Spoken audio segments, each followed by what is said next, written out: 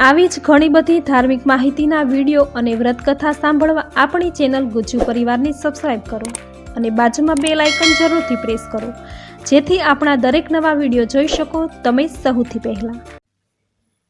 આજે આ વિડીયોમાં આપણે સાંભળશું તારીખ 21 ઓગસ્ટ શુક્રવાર, ભાદરવા સુદ એટલે કે કેવડા ત્રીજ, જેને હરતાલિકા ત્રીજ પણ કહેવાય છે, જેની વ્રતવિધિ, મહાત્મ્ય અને કથા વાર્તા।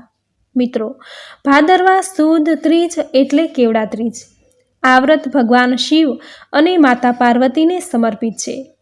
આ વ્રત કન્યાઓ મનવાંછિત વરની પ્રાપ્તિ માટે કરે છે અને સૌભાગ્યવતી બહેનો પોતાનું સૌભાગ્ય અખંડ રહે અને સુસંતતિની પ્રાપ્તિ માટે કરે છે। સવારે સ્નાન આદિ કાર્યથી પરવારી મહાદેવજીના મંદિરે જઈ પૂર્ણ શ્રદ્ધાથી વિધિપૂર્વક બીલીપત્રોની સાથે કેવડો ચડાવાય છે। ભગવાન શિવને કેવડો વર્ષ દરમિયાન ક્યારેય ચડાવાતો નથી, પરંતુ આ કેવડા ત્રીજના દિવસે જ કેવડો ચડાવાય છે। આ દિવસે માતા પાર્વતીએ ભગવાન શંકરને કેવડાના ફૂલ ચડાવી પ્રસન્ન કર્યા હતા। આથી જ આ દિવસે મહાદેવને કેવડો ચડાવવાનું ખૂબ મહાત્મ્ય છે। આ દિવસે વ્રત કરનાર બહેનો ઉપવાસ કરે છે અને દિવસ દરમિયાન કેવડો સૂંઘી અને આખો દિવસ વિતાવે છે। આ દિવસે ઘરને તથા ઘરના મંદિરને ફૂલના હાર અને તોરણથી શણગારવાનું હોય છે, જેથી ભગવાન શિવ અને માતા પાર્વતીની કૃપા ઘર પર બની રહે છે। આ દિવસે કેવડા ત્રીજના વ્રતની કથા સાંભળવી અને વાંચવી, આ કથા સાંભળવાનું ખૂબ જ મહાત્મ્ય છે। જે કોઈ બહેનો આ વ્રત ન કરી શકે તો આ કથા સાંભળવા માત્રથી જ વ્રત કર્યાનું પુણ્ય પ્રાપ્ત થાય છે। તો મિત્રો, આ હતી કેવડા ત્રીજના વ્રતની વિધિ અને મહાત્મ્ય। હવે સાંભળીએ વ્રતની કથા। ભગવાન શંકર અને માતા પાર્વતી કૈલાસ પર્વત ઉપર બેઠા છે।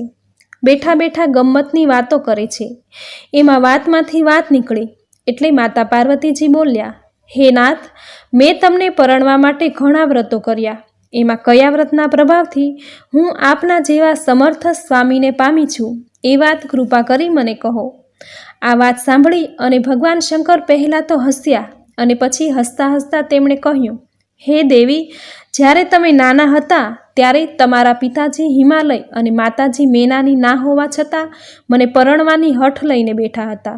મને પરણવાને માટે તમે ઘણું કઠોર તપ કર્યું, ઘણા વર્ષો સુધી તમે અન્ન જળનો ત્યાગ કર્યો, 12 વર્ષ સુધી તમે ઊંધા મસ્તકે લટકતા રહ્યા, મુશળધાર વરસાદમાં તમે ઉઘાડા આકાશ નીચે ઘણો વખત રહ્યા, ઘણો વખત તો માત્ર પાંદડા ખાઈને વિતાવ્યો, ધોમધખતો ઉનાળાનો તાપ અને શિયાળાની કડકડતી ઠંડી પણ તમે સહન કરી।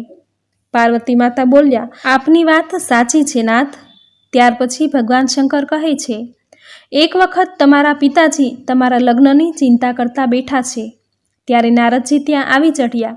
નારદજીએ તમારા લગ્ન ભગવાન વિષ્ણુ સાથે કરવાની વાત તમારા પિતાને કરી। આથી તમને ખૂબ દુઃખ થયું અને તમારી સખી પાસે જઈ તમે ખૂબ રડવા લાગ્યા। માતા પાર્વતીએ હોંકારો દઈ કહ્યું, હા, આ વાત સાચી છે।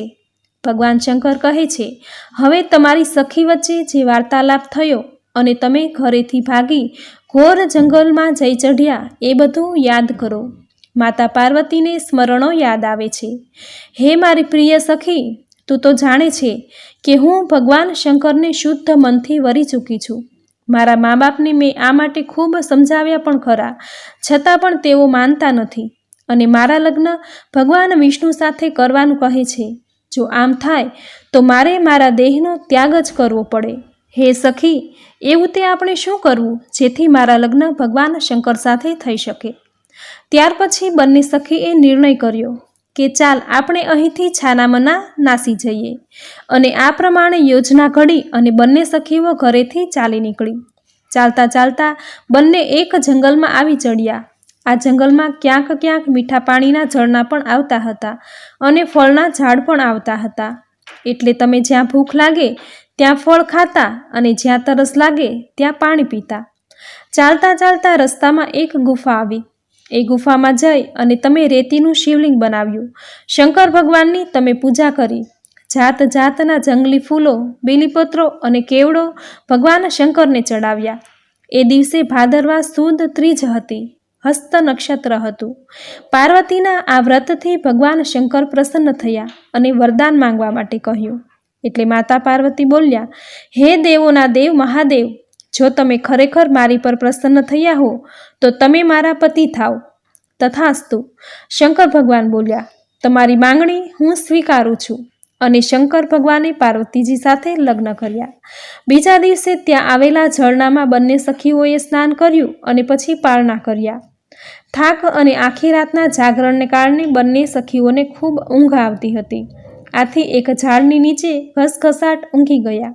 બીજી બાજુ પાર્વતીજીના પિતાજી એમને શોધવા નીકળ્યા. એટલે તેઓ શોધતા શોધતા આ જંગલમાં આવી ચડ્યા. આવીને જોયું તો ઝાડ નીચે સખી સાથે માતા પાર્વતી સૂતી છે. આથી તેમને જોઈ તેઓ રાજી રાજી થઈ ગયા. પિતાજીએ ધીમે રહીને તેમને જગાડ્યા અને ખૂબ વહાલપૂર્વક તેમને પૂછવા માંડ્યું, અરે બેટી, આવા ભયંકર જંગલમાં તમારે બંને જણાએ શા માટે આવવું પડ્યું? ઘેર તમારા બંનેની માતાઓ કેટલો વિલાપ કરે છે.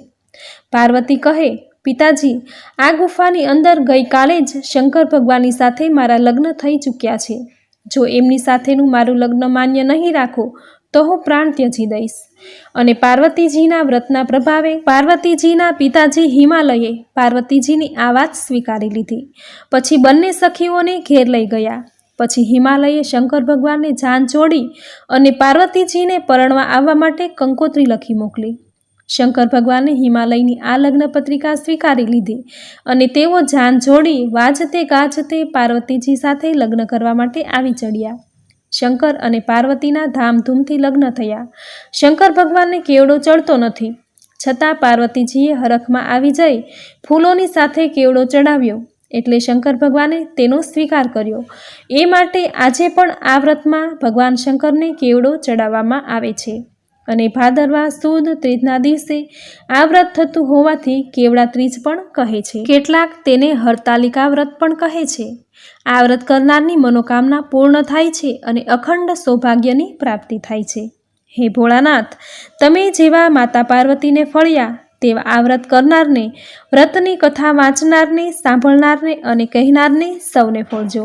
સૌની મનોકામના પૂર્ણ કરજો. મિત્રો, આ વ્રત ઉત્તમ ફળ આપનારું છે.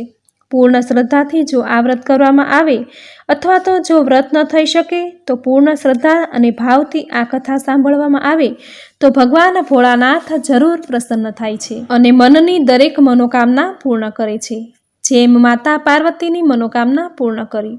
કારણ કે ભગવાન શંકર અત્યંત ભોળા છે. ભક્તોની પ્રાર્થના માત્રથી જ તેમને મનવાંછિત ફળ આપે છે.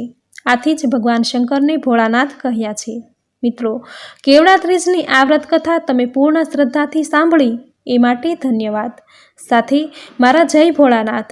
આવી જ ધાર્મિક વાતો સાથે ફરી મળીશું. જતાં પહેલાં વિડીયોને લાઇક અને ચેનલ સબસ્ક્રાઈબ કરી બાજુમાં બેલ આઇકન જરૂર પ્રેસ કરજો. સાથે કોમેન્ટમાં પૂરી શ્રદ્ધાથી જય ભોળાનાથ જરૂર લખજો. મિત્રો, જો તમે કોઈ પણ વ્રતની કથા કે પછી અન્ય કોઈ કથા વાર્તા સાંભળવા માંગતા હો તો કોમેન્ટમાં જરૂર જણાવજો. તમારી જણાવેલી કથા કે વાર્તા અમે જરૂર દર્શાવીશું. સાથે વિડીયોને લાઇક, કોમેન્ટ અને ચેનલ સબસ્ક્રાઈબ કરી ગુજ્જુ પરિવાર ચેનલને સપોર્ટ આપતા રહેજો. ધન્યવાદ.